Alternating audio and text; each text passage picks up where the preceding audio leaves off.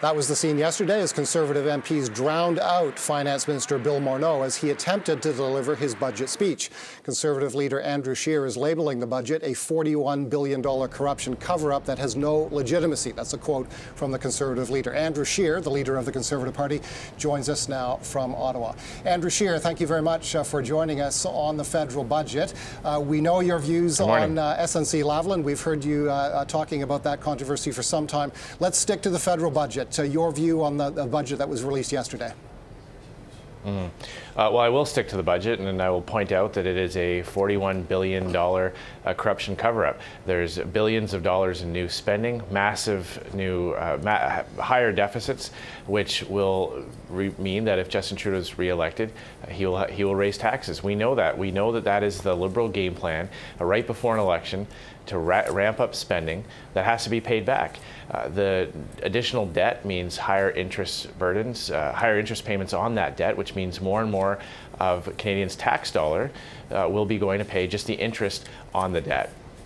You will be running, you and your party will be running before too long in a federal election. What is your message to Canadians on what a Conservative federal government would do on the deficit? What kind of general path to balance will you propose to Canadians? Well, the message is very, very simple. We can avoid those higher taxes if Justin Trudeau is defeated in October. We have a window of opportunity as a country to avoid the very negative consequences that come with sustained deficits over many, many years. We saw that in Ontario, what 13 years of deficit spending under the Liberals has done to the Ontario fiscal situation.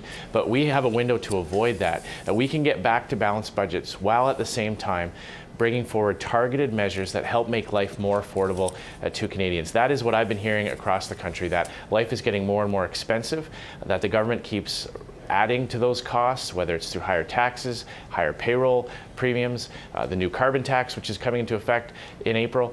All of that is making it harder for families to get ahead. Conservatives will help them do just that. I'm not hearing a timeline. Do you have a plan? You've got all kinds of information. It landed in your lap yesterday in terms of the federal budget. What is the timeline that a Conservative government would use to get the budget back to balance? Well, we will be putting forward our fiscal plan with plenty of time going to the next election. It will speak to a path back to balance budgets. Remember, 2019 was the year that the budget was supposed to balance itself. Justin Trudeau said that he didn't have to worry about balancing the budget because it would just take care of itself. Well, when you have Liberals ramping up the spending right before an election year, we clearly see that that doesn't happen. But I don't believe that there's any credibility in the spending plans that they've announced. All of it is most of it is backdated. It's towards the end of a potential next mandate. We've seen what they've done with other promises in the past. I don't believe that Canadians will put much faith in that. But what they do know, what the harsh reality that they are aware of is coming right at them, is the carbon tax in April that will increase the cost of everything. Conservatives have committed to scrapping that. I've also made the announcement that we'll help make life more affordable by removing the GST from home heating and other utility costs. Those are some concrete, tangible plans to help Canadians get ahead. This $41 billion distraction from a corruption scandal, I don't believe will fool a single Canadian. They know what the Liberals are trying to do here. In order to balance the budget, you're likely going to have to cut spending, and there are some people that expect no matter who forms government in the next mandate that they're probably going to encounter some sort of economic slowdown or recession. How do you tackle that problem of an economic slowdown and manage to balance the budget at the same time? Well, that is the classic problem that Liberals always create. You know, they raise taxes and hurt the economy, ramp up spending, and then turn to the Conservatives and say, well, how are you going to fix this mess?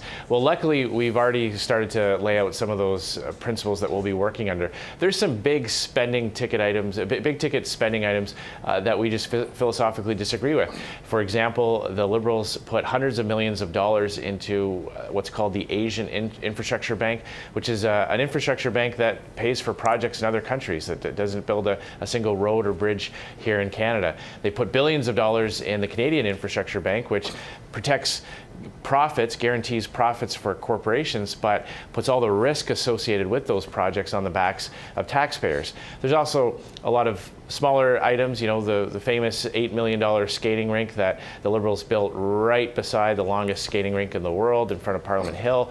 That type of fiscal discipline combined with some larger items that Conservatives don't believe that Canadian tax dollars should be going to pay, as well as some targeted measures to help grow the economy, we are very confident that we can have a responsible plan to get back to balanced budgets. Tell us more about where you see cost-cutting opportunities. An $8 million skating rink is not, to say the very least, is not going to move the needle on federal finances.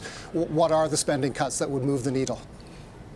Well, as I said, there are larger ticket items that we just disagree with. As I mentioned, the Asian Infrastructure Bank being one, the Canadian Infrastructure Bank being the other. Infrastructure is an important topic. That was the excuse that the Liberals used to go into deficits.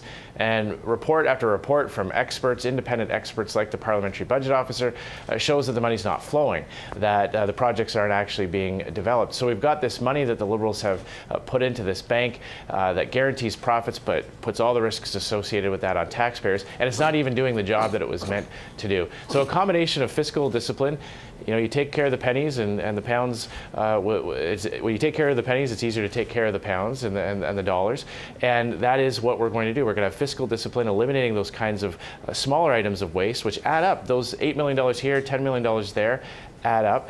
Combined with major big ticket items, we will definitely have a plan to get back to balanced budget. And there's also an important note to make about the rate of government spending, the rate of growth when it comes to government spending. We know that many departments have seen spending increases as high as 8%, 8 and 9%. That's not sustainable. So in many ways, we can avoid major cuts by restricting that growth, controlling that growth in a more responsible way.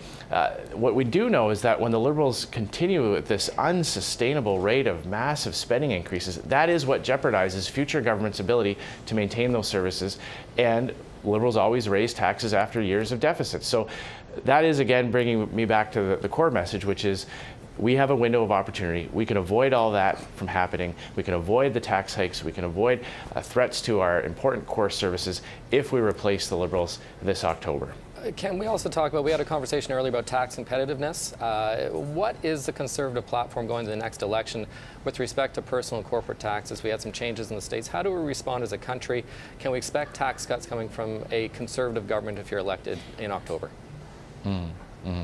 Well, I know this is that period where people want to find out more details about the election platform. We are going to be releasing those details in greater detail in the lead up to the election campaign. But I will note that when we've seen our trading partners around the world make aggressive moves to keep jobs, to keep investment in their countries, this Liberal government has done nothing to make Canada able to compete with those countries around the world to maintain and protect that investment. We've seen tens of billions of dollars leave the energy sector in Canada. That's having a huge effect on Canadian markets. It's having an effect in many different sectors that are linked to the energy sector, whether it's financial markets, whether it's manufacturing, those companies that provide goods and services to the energy sector. We saw nothing in this budget aimed at repatriating some of those dollars that have left. We've seen nothing in this budget that speaks to small and medium-sized businesses who have already been hammered so hard by this Liberal government. I meet people every day who tell me that they don't know if they can make it, continue operating here in Canada, because other countries, our trading partners in Europe, the United States, in Asia, are doing everything they can to entice Canadian companies to invest those dollars in those countries. And there are some serious signs that has already started to happen, and that's why this election in October is a real turning point for our country. We'll leave it there. Andrew Scheer, leader of the Federal Conservative Party, thank you very much for joining us from Ottawa.